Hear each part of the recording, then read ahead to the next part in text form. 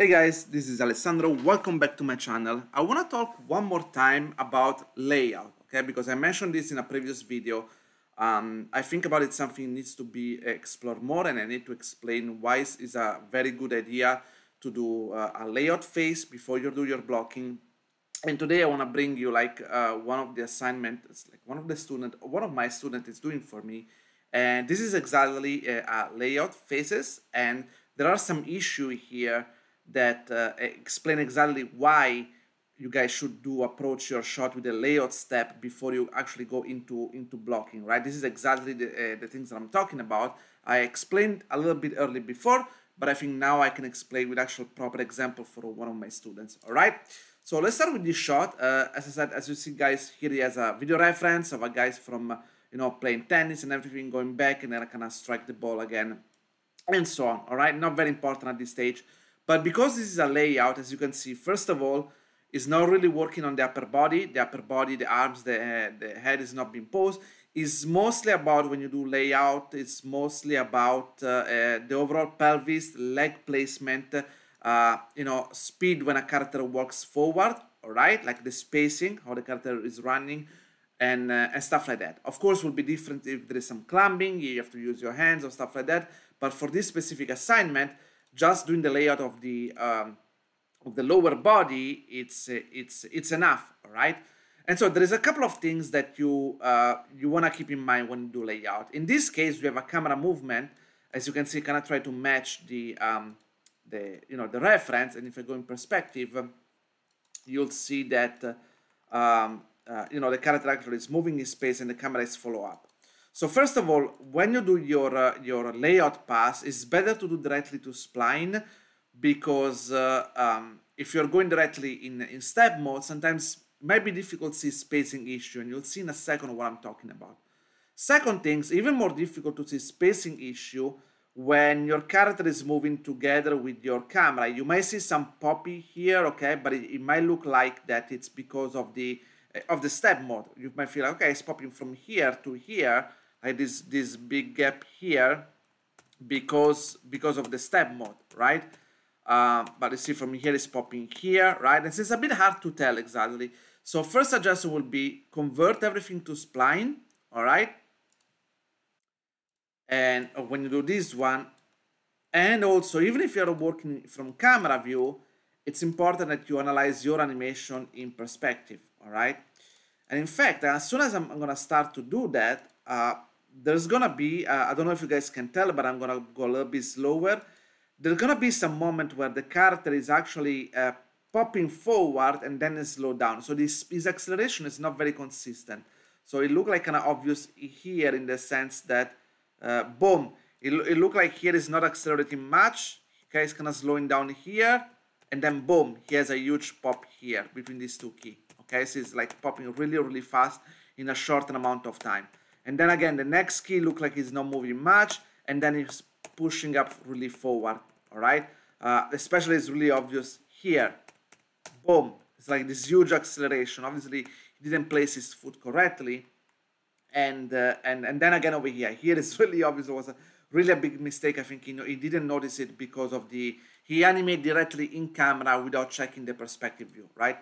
And so I'm pretty sure now if I'm gonna go in a graph editor and I'm gonna look at the z-axis of the pelvis, there's gonna be a lot of shakiness. And in fact, here you go, right? You can see it's very messy, all right?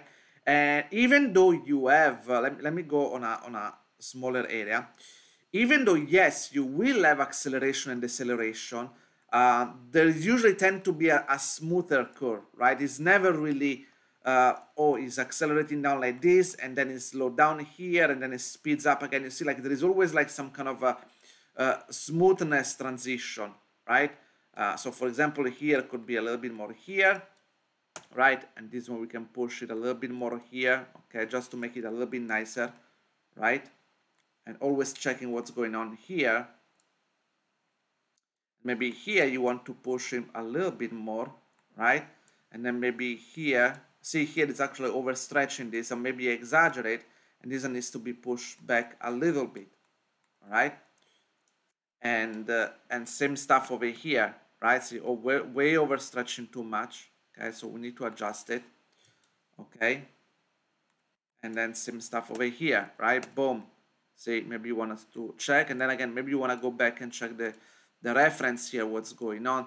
See, it shouldn't be that stretch, the leg.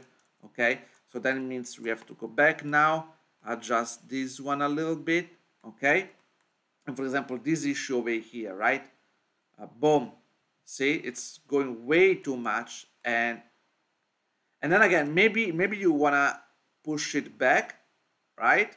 In order to make it a little bit smoother, as we talked about it before. But then the issue is now that your foot position is not the same anymore. Okay, so maybe here we need to push it here, right? And so for example, if we go back here, it looked like, for example, that this foot here, maybe if I go this one over here, this controller, all right, maybe this foot should have been a lot more forward, right? For example, maybe it should have been more over here. And then if you push it, then maybe this one should have been a little bit more here. And then you need to readjust this one. And then if you adjust this one, then maybe you need to readjust this one overall. And then, you know, if you're changing the placement of your foot, whatever is coming next, it needs to be adjusted again. And then you need to redo part of your blocking. So it became like a kind of obvious waste of time, right? You know what I'm talking about. And then same stuff over here, right? Okay, so you see here, this one now is going backwards, and you need to, maybe we can just take this one over here and push him back here. All right, we need to adjust this one. Okay, this one seems to be to continue the line, so which is fine. Then maybe here is the problem. So here it looked like to me that this one, if it's continue to accelerate, boom. Okay, well, it looked like now it's going way too much. Okay, and then again, if I'm doing this one, if it's too much, let me push it back a little bit. Okay, adjusting this one over here. Then maybe here, as we mentioned, that we need to adjust this one over here. Okay, but does it actually solve the problem? Then maybe not yet. So then we need to maybe adjust this one over here and see what's going on in terms of speed here. Okay, that maybe means that these two key here, they need to be a little bit more behind, and make this acceleration a little bit smoother. Okay, and find a way to make it work. Right, something like that. As you can see, I'm adjusting a little by little, right?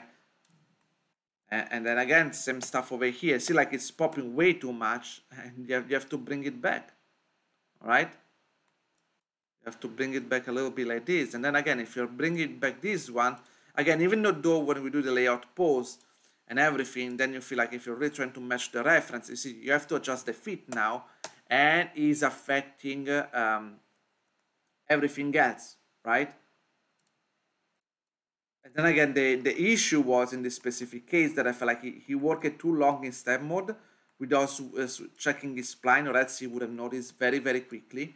And you could actually have, adjust this along the way when you're working in spline, all right? For example, this, as I mentioned, this one should be maybe here.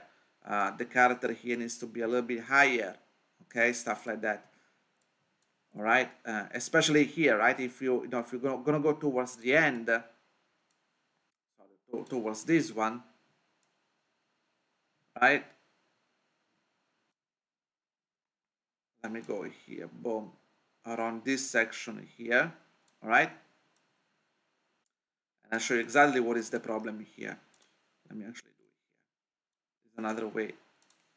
Well, you see here, the character is actually flying over here, right? I guess another reason why it wasn't noticed is because if you're doing this directly from camera and the camera is following your body, you might not realize how much your character is moving forward, right? Boom. You can see a little bit, but it's not as obvious like you see into the perspective view. And again, guys, if you're gonna go here, you must say, okay, but Alessandro, you know what? You can just go here and boom, this, see, this shouldn't move. So the character is not jumping that much forward if I look at the reference. And so probably I have to just go here. And yeah, what you have to do, basically, you have to take this one, right? Boom. Obviously, if I wanted it, I can just do actually with everything together. Okay, 1, 2, and 3. Okay, take all the translate Z, right, and adjust them one by one. Okay. Right, boom, something like that. Okay, maybe something like this, and then maybe something like that. Okay.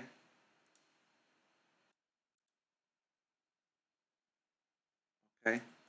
And you watch it, and obviously you have to go with your feeling. At this point, I don't necessarily really follow the reference. And again, there is still a lot of dirtiness that needs to be cleaned up. But now I was kind of just focusing on this area over here. Right? See, there is still a lot of messiness over here.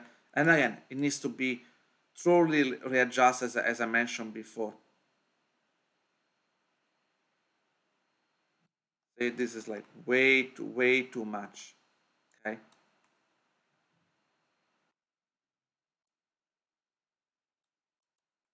Right, and yes, sure, I can go ahead and adjust those one as well. Okay, I can definitely go and adjust this one, right? Boom. Okay, and obviously there is still a lot more. Okay, guys, don't get me wrong. This is just a quick tutorial to show you the issue that you should spot very quickly before that. Okay, there is a bunch of other issue imposing and stuff like that. Okay, that's not the tutorial I'm talking about today. I'm mostly talking about spacing here and why you should do this one to spot those problems a lot early. All right. And then yes, of course you can say, but Alessandro, if you have this kind of problem, just go here and take all these in the graph editor, and when you move them back, you can shift everything back all together, right? Yes, in some cases it's true. However, if you start to have a lot of other things, the hands and everything, and also the hands in IK and everything, and you start to shift things around, might not always be that easy, especially if you have a moment where your character is kind of rotating like this and you haven't, like, you want to do a nice arc or anything. It might be not that easy to fix. Second, right now this character, it's almost running only on one axis, on a straight axis, so it's a little bit easier. If you have a character when it's kind of running diagonally and it's affecting multiple axes, if it's running diagonally and then changing, rotating, maybe it's kind of running around, fixing those things is gonna be a lot more problematic. And that's why I always suggest, even before you do your blocking, do a quick layout pass like this in Spline, where you check the main contact pose for your walking, for your running, see the trajectory of how your character is running around, work directly on Spline. Make sure there is no sudden acceleration, deceleration like how we have here, because those things it probably means you're placing also the foot in the wrong position. Then it will take a lot longer later to adjust it, right, guys? So you want to kind of address and make this one as clean as possible, unless you have a quick change of direction or anything, right?